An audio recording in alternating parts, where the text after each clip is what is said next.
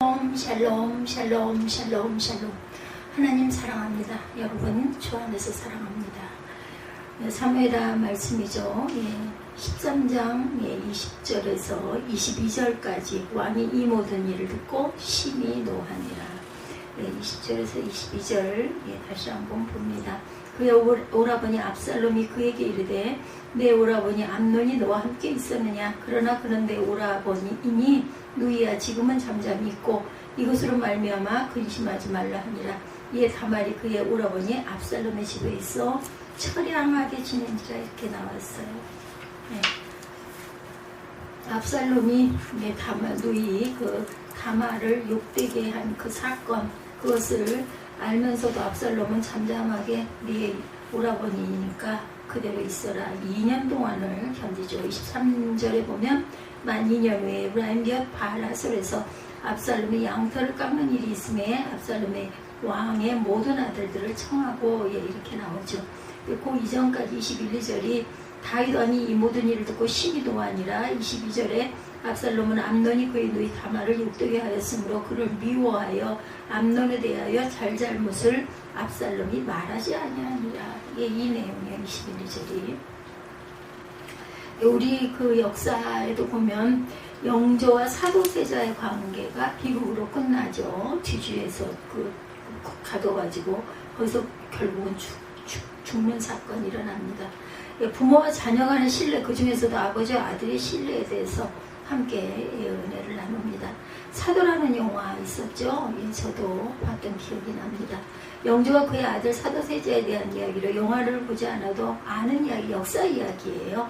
사도세자는 어릴 때부터 아주 영리했다고 그래요. 영재라고 불릴 만큼 총명한 아들이었습니다.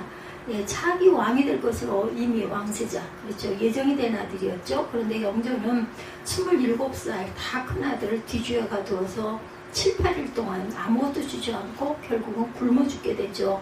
왜 영조는 아들을 죽이게 되었을까? 여러 가지 이유가 있다. 역사학자들이죠. 역사학자들이 이유를 댑니다. 하나는 사도세자의 포악성. 그는 주위 사람들을 여러 명 살해했다라고 기록되어 있다고 그래요. 또 다른 이유는 노론과 소론이라는 정파의 희생제물이었다라는 이야기가 있다고 합니다. 그렇지만 우리 관심은 죽임의 이유보다도 그 두 사람 아버지와 아들 관계, 기가 막히죠. 도대체 어떤 관계였기에 아버지가 아들을 죽일 수밖에 없었는가입니다.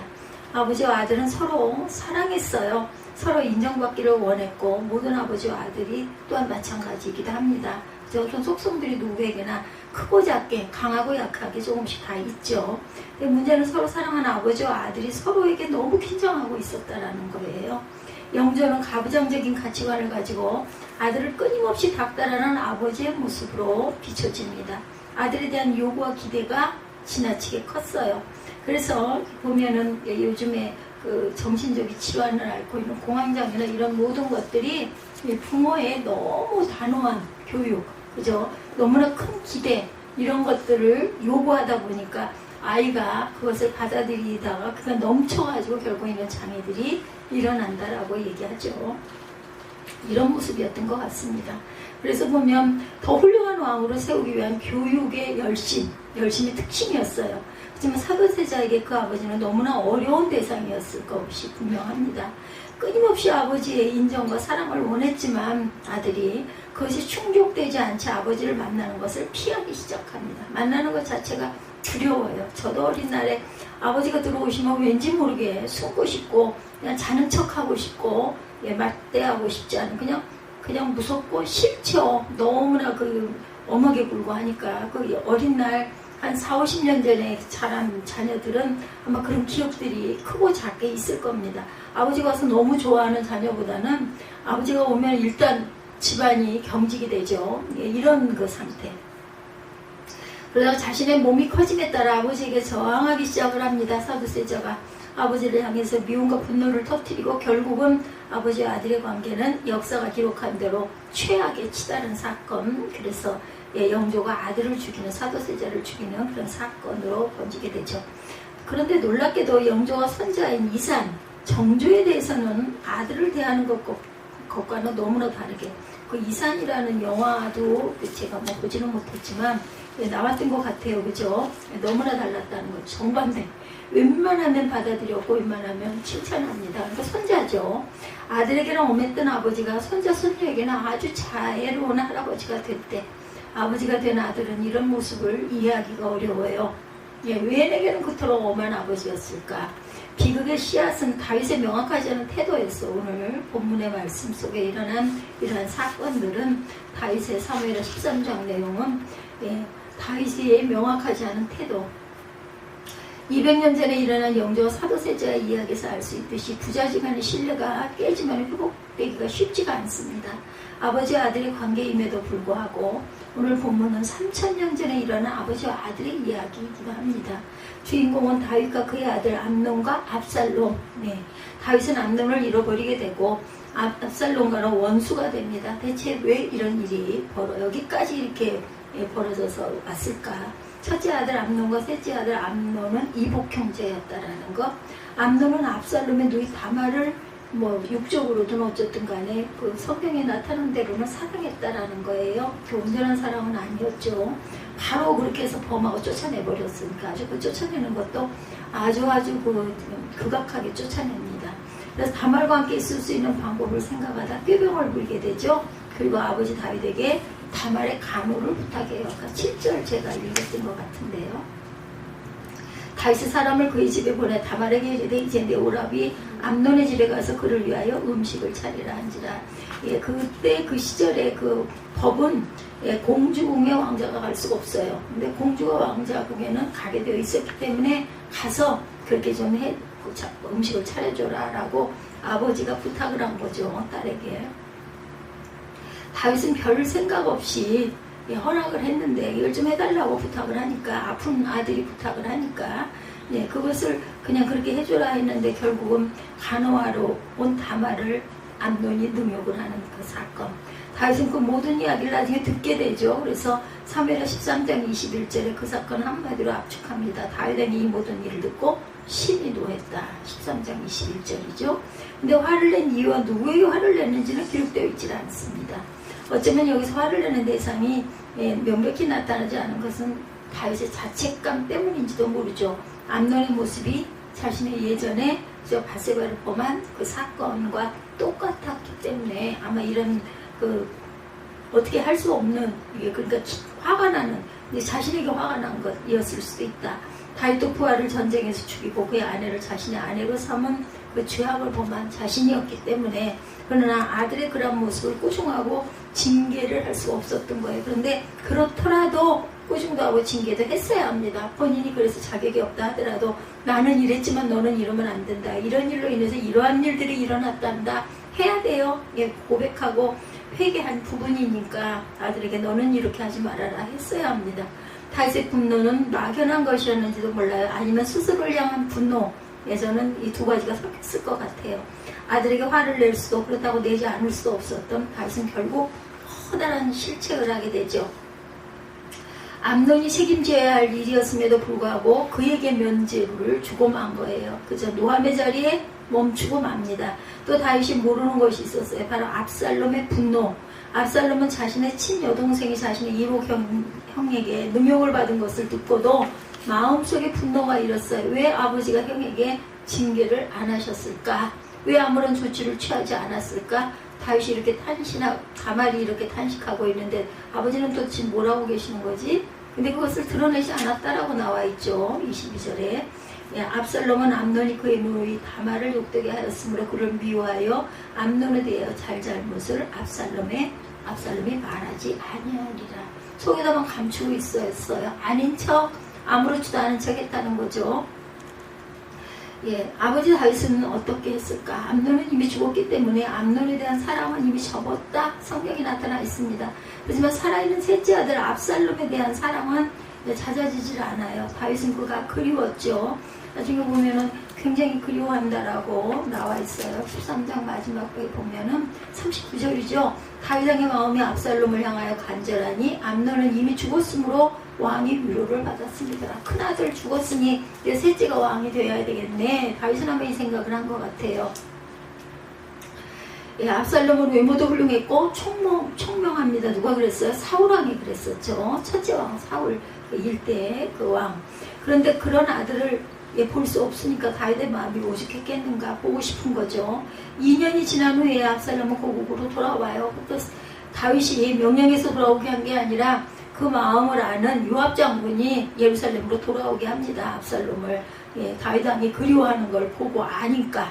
예. 그런데 돌아왔을 때 다윗은 아버지로서의 사랑을 아들에게 표현하지 않습니다. 만나질 않죠. 2년 동안 얼굴을 한 번도 그렇게 뵙겠다고 해도 허락을 하지 않습니다.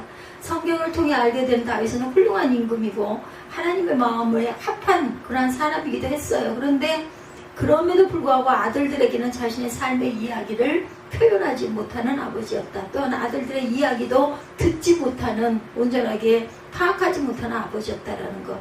다윗은 고국으로 돌아온 압살롬을 만나지 않습니다. 그러다 부하의 도움으로 암논이 죽은 지 5년 만에야 압살롬을 만나 포옹을 하게 돼요. 근데 놀랍게도 성경에는 포옹을 했다 외에 다른 기록이 없어요. 오랜만에 아들을 만났지만 그동안의 마음을 나누지 않았다라는 것. 그래서 우리는 자주 대화할 수 있어야 되고 나눔의 시간이 분명히 있어야 되는 거죠. 예배도 중요하지만 무슨 생각을 어떻게 하고 어떻게 살아가고 있는지를 우리는 공동체는 알아야 합니다. 그래야 골이 깊어지질 않아요. 그리고 안타깝게도 이미 그때 압살롬의 마음은 아버지로부터 이미 떠나 있었어요. 음모를 계획하고 있었으니까. 그러니까 표를 안 낸 거죠. 속에다 딱 넣어놓고 아닌 척했던 거. 좀 무섭죠, 이런 사람들. 아버지를 반역하겠다는 마음이 점점 굳어지고 있었던 거죠. 왜? 아버지가 공의롭게 이런 거 판단을 안 해주시고 자신의 그 동생이 이런 욕을 당했는데도 아무런 처벌을 안 했기 때문에 내가 암논도 죽이고 궁도 내가 쳐들어가서 내가 왕이 될 거야. 이런 음모를 마음에 아주 비수를 푼 거죠. 압살롬의 이런 마음이 정치적인 이유 때문이라고 이야기하는 사람도 있어요. 죄인은 압살롬을 왕으로 세울 수 없으니까 솔로몬을 왕으로 세워야 되겠다는 이야기를 듣고 압살롬이 반역을 꿈꾸게 되었다, 이런 이야기도 있다는 거죠. 솔로몬이 맨 마지막 아들이었잖아요. 근데 하나님이 솔로몬을 왕으로 세우라고 하셨어요. 나단 선지자를 통해서. 그거를 어쩌면 압살롬도 알고 있었을 수도 있을 것이다. 그렇기 때문에 반역을 일으킨 거죠. 다윗은 하나님을 기쁘게 했던 복된 하나님의 종이었어요. 하나님의 뜻을 잘 준수했던 사람입니다. 그렇지만 그에게는 치명적인 문제점, 바로 가정 문제에서는 온전치가 못했다. 가정을 바르게 다스릴 수가 없었던 거죠. 특히 아들과의 관계가 아주 큰 약점으로 작용을 합니다. 좋은 아버지, 좋은 자녀 되기가 결국 쉽지가 않아요. 우리 아버지들은 아들과의 관계가 과연 어떠한지, 우리 아들들은 아버지의 관계가 과연 어떤 마음을 품고 아버지를 대하고 있는지. 인터넷에 한 글이 있었어요. 골프를 아주 좋아하는 사람이 골프와 자식의 비슷한 점이라는 글을 올렸다고 합니다. 내용은 다음과 같아요. 첫 번째, 한번 인연을 맺으면 도무지 끊을 수가 없다. 아버지와 아들 인연이 끊어질 수가 없죠. 내 호적에서 파버린다 어쩐다 해도 자식은 자식이고 아버지는 아버지입니다. 두 번째, 끝까지 눈을 떼면 안 된다. 그렇죠. 공이 날아가는 것을 지켜보지 않으면 어디에 떨어졌는지를 모르기 때문이다. 골프와 아들과의 관계를 이렇게 표현을 했다는 거죠. 첫 번째, 잘못 때리면 딴 길로 가서 다시는 돌아오진 않는다. 요즘엔 비일비재하죠. 네 번째, 남들에게 자랑할 때는 부풀려 말한다. 그죠? 당연히 내 아들이 이만했어. 가장 아주 효과 있을 만한 말을 골라서 부풀려 말하게 됩니다. 다섯 번째, 아무리 고액과외를 봐도 소용없는 것은 마찬가지다. 이렇게 그럴 듯해요. 저도 이 이야기를 읽으면서 그랬습니다. 여섯 번째, 18홀을 다 돌면 더 이상 해줄 것이 없다. 저는 골프를 안 치기 때문에 모르지만 아마 홀이 18개인가 보죠. 자식에게 빗댄다면 18세가 되면 더 이상 해줄 것이 없다라는 말로 이해가 되죠. 아버지와 아들의 관계성을 피상적이지만 굉장히 의미 있게 이야기하고 있어요. 카피라이터 정철은 그의 책 인생의 목적어가 될 만한 소중한 단어가 무엇인지 2820명에게 설문조사를 했다고 합니다. 가족, 사랑, 나, 엄마 등의 순서였다고 그래요. 아버지는 23이래요. 23위. 가족, 사랑, 나, 엄마. 그 다음에 아버지가 23위. 이와 같은 결과를 보고 저자는 아버지 사직서를 내겠다 이렇게 이야기를 했다고 합니다. 예, 정철이 이런 그 인생의 목적을 하는 책에서 본인은 일신상의 사유로 아버지 직을 그만두려 한다. 아버지가 아버지답지 않게 감히 이런 결심을 하게 된 이유는 내가 아버지라는 사람 맞나? 하는 생각을 떨칠 수 없었기 때문이다. 나는 아버지 공부를 했어야 했다. 아버지의 역할에 대해 조금 더 치열하게 고민했어야 했다. 조금 더 솔직했어야 했다. 나는 무능한 아버지로 보이는 것이 싫었다. 아니 두려웠다. 이런 비겁한 말을 했다고 하죠. 때로는 필요 이상의 호통으로 자식들을 제압했다. 아버지의 무능을 감출 수는 있었겠지만 자식들이 아버지를 이해할 수 있는 기회를 빼앗았다. 자식들이 어른이 되는 날을 한참 뒤로 미루게 했다. 아버지가 가져야 할 태도는 아니었다. 후회한다. 미안하다. 예, 이런 책을 쓸 수 있는 용기도 대단하죠. 어떤 사람들에게 아들과 대화를 하는지 물었더니 이렇게 대답한다고 합니다. 잘 놀아도 준다고 합니다. 참 좋은 아버지라고 하며 아들의 나이를 물으니 2살이라 이렇게 말을 하더라죠. 대부분의 아버지들 2~3살 때는 그렇게 아주 잘 놀아주고 귀여워해주고 예뻐해줘요. 그죠? 근데 자녀가 초등학생이 중학생이 되면 조금씩 멀어지기 시작을 해서 고등학교 정도 입학하게 되면 완전히 그죠? 예, 아주 단절이 됩니다. 많은 사람들이 이야기해요. 돈을 버는 것도 힘들고 세상에서 잘 나가는 자리를 차지하는 것도 힘들지만 그래도 그것들은 열심히 하다 보면 뭔가 이룰 수도 있는데 자식 농사만큼은 정말 어렵다. 이런 이야기들을 하는 것이 공통적이라고 합니다. 그런 것 같습니다. 우리의 부모님이 얼마나 소중한 분들이에요. 그렇죠? 우리의 생명의 근원이기도 합니다. 우리에게 사랑을 가르쳐준 분들이고 인생은 이렇게 살아야 한다고 우리를 깨닫게 해주는 그런 분들이기도 해요. 어떻게 보면 가정에서 교과서적인 그런 교육을 하는 가장 가까운 멘토일 수도 있습니다. 하나님은 우리에게 하나님의 사랑을 가르쳐 주시기 위해서 아버지와 어머니를 이 땅에 보내주셨어요. 세상에서 나를 가장 사랑하는 사람은 내 아버지이고 내 어머니다. 그분들은 우리 어린 시절 우리의 영웅이기도 했습니다. 예, 뭐 요즘은 어떤지 모르겠지만 제 때는 어떻게 보면 그런 존재일 수 있었어요. 예, 그런데 저도 아버지를 싫어했어요. 어렸을 때 부모님을 좋아하지 않은 아들과 딸은 하나도 없을 것이다. 부모님이 없으면 마치 내가 존재하지 않은 것처럼 여겼고 혹시라도 부모님이 나를 놓칠까봐 부모의 손을 꼭 붙들고 어린 날 그렇죠. 부모님의 얼굴이 안 보이면 웁니다. 꼬마들은.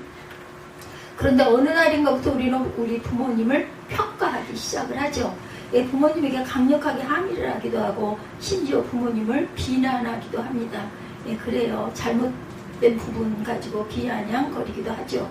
나는 아빠 엄마처럼 살지 않을 거야. 큰 소리를 치기도 하죠. 그리고 부모님은 나를 이해하려고 한 적이 없다고 나와 시간을 보낸 적이 없다고 반항을 하기도 합니다. 그러다가 사랑하는 사람을 만나서 결혼하고 자녀를 낳아서 키우면서 깨닫게 된다고 그러죠. 나에게 2팔과 2다리가 있고 이만큼 온전하게 건강하게 자랄 수 있었던 것은 부모님이 나를 세상에서 세심하게 돌보고 사랑해 주었기 때문이다 라는 것을 깨닫고 말하게 된다는 거죠. 부모가 된 후에야 비로소 내가 부모님으로부터 얼마나 큰 사랑을 받았는지 깨닫게 된다는 거죠. 늦은 나이에 때로는 부모님이 돌아가시는 후에야 부모님을 용서하려는 마음이 생기는 것이 우리의 삶의 패턴이라는 것. 우리가 아버지 되는 연습을 안 했기 때문에 어머니가 되는 연습을 안 하고 그냥 엄마가 되고 아버지가 되죠. 배우지 않은 채 아버지가 되었기 때문에 아버지의 역할을 잘못할 수도 있는 것. 이것이 우리의 실상이죠. 다윗의 실수를 우리는 되풀이하지 말아야 되겠다. 우리가 다윗을 타산지석 삼아 배워야 할 것은 과연 무엇일까? 다윗도 다윗 나름으로 아들을 사랑했어요. 그죠? 아들에게 자유를 주고 싶어 했고 문제는 아들에게 책임을 묻지 않았다라는 거예요. 탕자의 비유에는 자유의 남용에 대해서 나옵니다. 아버지는 처음에 둘째 아들에게 책임을 묻지 않았죠. 아들이 스스로 깨닫고 돌아올 때까지 기다렸어요. 그 옛날 부모의 상, 아버지의 상이 그렇죠. 엄마는 매일같이 아들이 안 올 거 뻔히 알면서도 밥 한 그릇을 더 떠가지고 부뚜막이나 아니면 아랫목에 요만한 포대기를 하나 꼭 넣고 거기다 꼭 그걸 묻어놓죠. 당연히 안 오죠. 집단한 아들이. 그러면 그건 다음 다 식은 밥을 지금처럼 전자밥통이 있는 시절도 아니었기 때문에 찬밥을 늘 어머니가 드셨어요. 저도 그런 모습을 봤습니다. 그래서 다행히 탕자는 자신의 잘못을 깨닫기까지 오랜 시간이 걸린 것 같지는 않습니다. 하지만 어떤 사람들에게 그것이 일생이 될 수도 있어요. 엄청난 에너지를 소모하게 되고 인생 자체가 망가지는 그런 사건으로 커지기도 하죠. 부모는 자녀에게 책임에 대해서 물어야 합니다. 내가 무엇을 잘못했는지, 내가 어디로 가야 하는지, 내 인생의 사명이 무엇인지. 부모가 자녀에게 뿐만이 아니라 나중에 가장 작은 공동체를 이루는 가정의 부부끼리만 사는 요즘에는 그러한 그 가정도 많이 있어요. 그러면 아내가 남편에게, 남편이 또한 아내에게 이런 역할을 정말 그 사람의 상태를 잘 보면서 잘 맞추고 잘 끌고 나가고, 잘못된 것은 깨닫게도 하고 잘한 것은 또 아주 많이 칭찬해주고 이렇게 하면서 살아야 된다고 생각합니다. 부모는 자녀에게 책임에 대해서 물어야 되고, 내가 무엇을 잘못했는지, 어디로 가야 하는지, 내 인생의 사명은 무엇인지를 깨닫게 해야 되죠. 참 어떻게 해야 돼요? 지혜롭게 해야 합니다. 근데 다윗은 첫째 아들 암논이나 셋째 아들 압살롬을 어떻게 보면은 성경 내용에서 보면 방임한 결과가 됐어요. 그리고 그들의 삶의 처지에 대해서 깊이 고민하지 않았다. 은폐했어요. 피하려고 했어요. 또 한 가지 다윗이 실수한 것, 압살롬은 아버지 다윗에게 가까이 가기를 원했어요. 나를 용서하세요. 나를 받아주세요. 2년 동안이나 열심히 그렇지만 만나주지 않았다. 5년 만에 만나주죠. 한번 포옹하고 끝난 걸로 그냥 나와 있습니다. 다윗은 압살롬이 들어왔을 때 압살롬의 그 마음을 받아들이지 않았죠. 탕자의 비유에 나타난 아버지와는 상반된 모습이었습니다. 탕자의 아버지는 탕자가 멀리서 오고 있는 것을 보고 달려가서 아들을 껴안고 누더기 같은 아들의 옷을 벗기고 새 옷을 입히고 잔치를 베풀죠. 그렇지만 다윗은 그렇게 반응하지 않았다. 포옹까지는 했지만 다른 말은 없었다. 용서한 것도 아니고 용서하지 않은 것도 아니었다. 이런 어정쩡한 태도에 압살롬은 아버지가 자신을 좋아하고 있는지 용서했는지 알 길이 없었을 거예요. 하나님과 예수님의 관계를 거울로 삼고 가십시다. 아버지에게 이야기하죠. 아들에게 표현하세요. 내가 얼마나 소중한 아들인지, 내가 있음으로 내 인생에 얼마나 많은 기쁨이 있었는지 아들에게 표현할 줄 알아야 되겠다. 모든 아들들은 아버지에게서 그런 말 듣기를 기다리고 있다는 것을 잊지 마십시다. 근데 사실 아버지들이 그런 이야기를 못하는 이유는 어떻게 보면 마음에 찔림도 있고 아들이 어렵고 무섭다라는 생각을 하기도 한다는 것. 아이들이 어렸을 때는 큰 소리를 쳤지만 자녀가 나이가 들면 아버지는 자녀들을 겁을 내기 시작을 한다. 그런 이야기를 했다가 아들이 픽 웃고 조롱하거나 비난할까봐 뭘 어떻게 했는데 이런 소리 들을까봐 아버지는 안 듣고 싶은 거예요. 겁이 난다라는 거죠. 그래서 아들들이 표현을 해야 된다. 아버지가 내게 주신 것들을 기억해요. 아버지가 내 아버지인 것이 참 감사해요. 이런 말을 할 줄 알아야 된다. 다윗은 아들을 사랑하면서도 이러한 온전한 태도를, 바른 태도를 취하지 못했기 때문에 아들 압살롬의 마음을 사지 못했던 것, 그리고 슬프고 외로운 아버지가 되고 맙니다. 아들에게 공격당하고 반역당하고 쫓기는 아버지가 되고 말았어요. 죽임당하지 않으니까 얼마나 다행인지 몰라. 양털 깎는데 다윗이 만약에 갔더라면 왕자와 함께 죽임을 당했을 수도 있다는 거죠. 성경의 또 다른 아버지와 아들의 상, 바로 하나님과 예수님의 관계, 우리가 너무 잘 아는 관계, 아버지 하나님과 아들 예수님의 관계는 우리에게 표상이 되어야 되겠다. 성경은 이 관계를 어떻게 기록하고 있을까요? 하나님은 아들 예수님에게 두 가지를 주셨어요. 자유를 주셨고 동시에 사명을 주셨습니다. 내가 마음대로 해라. 그러나 내 인생에는 사명이 있다. 그리고 아들을 자랑하며 인정하셨죠. 마가복음 1장 11절에 하나님의 아들 예수님을 보시면서 너는 내 사랑하는 아들이다. 내가 너를 기뻐한다고 말씀하시는 부분이 있어요. 하나님의 아들을 자랑스럽게 여기시면서 축복하셨습니다. 그리고 아들 예수님은 아버지의 그 마음을 잘 알아서 평생 하나님과 대화했죠. 하나님의 아들이시면서도 이른 새벽에 하나님 앞에 나와 늘 기도했습니다. 마음을 열고 하나님의 뜻을 받기를 열망했죠. 그리고 하나님을 자랑스럽게 여겼습니다. 그래서 하나님이 하신 말씀을 나도 행한다고 선언했던 것처럼 고난의 길, 십자가의 길임에도 불구하고 함께 나아갈 수 있었던 그 이유는 합한 마음이었기 때문이다. 마음을 표현함으로 가정의 신뢰를 세워 가시기 바랍니다. 우리는 모두 이상적인 아버지상과 현실적인 아버지상 사이에서 갈등합니다. 옛날에는 경제적으로 부양만 잘해도 좋은 아버지라고 했어요. 그렇지만 최근에는 아버지상이 달라졌죠. 대화하는 아버지, 자녀와 정서적 유대를 지닌 아버지, 자녀 양육에 참여하는 아버지 등 아버지에 대한 기대가 자꾸 바뀌어가고 있습니다. 예, 그래서 그런 이야기를 들었어요. 자녀가 영재들이래요, 아들들이. 그런데 영재인데 참 염려가 됩니다. 인성이 너무너무 부족합니다. 맞아요. 좀 뛰어나다, 앞서간다 하는 아이들이 이런 부분이 너무 부족합니다. 그렇지만 어렵게만 생각할 일도 아닌 게 자녀를 자주 보지 못하거나 자녀들에게 직접 이야기를 하지 못하더라도 그죠? 요즘에 메일도 있고 그죠? 많은 나눌 부분들이 카톡 얼마나 많아요. 그죠? 이런 걸로 자주 얘기할 수도 있는 거죠. 말로 하기 힘들면 내 옆에 있어 고맙구나, 내가 내 아들인 것이 자랑스럽구나 라고 이렇게 글로 표현할 수가 있다는 거. 그리고 아들들은 또한 기억해야 하는 거, 우리 아버지들은 자녀에게 이상한 소리를 들을까봐 겁을 먹고 있다는 거죠. 그러니 아버지 덕분에 제가 이만큼 자랐습니다. 여기까지 올 수 있었습니다. 아버지 사랑합니다. 예. 이게 그냥 립싱크 같은 이야기일지라도 이 말을 들은 부모님은 굉장히 마음이 기쁘죠. 저도 어떤 특별한 때에 카드나 이런 거를 받았을 때 사랑합니다 라는 표현이 있으면 그냥 의례적인 인사거니 하면서도 마음이 훈훈해요. 그런 거 일절, 요즘에는 이제 편지도 쪽지도 안 쓰고 그냥 용돈 얼마 팁, 이거 물론 용돈 반갑죠. 돈이 있어야지 쓰고 먹을 수 있으니까. 근데 그냥 뭔가 마음이 서늘해요. 그전에는 이렇게 편지도 쓰고 카드도 쓰고 하더니 이제는 아예 그런 것도 안 하네, 이런 마음이 든다라는 거죠. 사람 마음이 그렇습니다. 예, 하나님께서 우리에게 주신 최고의 축복, 신뢰라는 거죠. 믿고 가는 거. 물론 뭐 사람을 믿지 말아야지만 이런 경우와는 좀 다른 경우죠. 우리가 항상 신뢰하고 생명의 신뢰가 하나님의 사랑으로 회복된다라는 것을 잊지 않는 저와 여러분들, 오늘도 승리하시는 저와 여러분 되시기를 주님의 이름으로 축복합니다.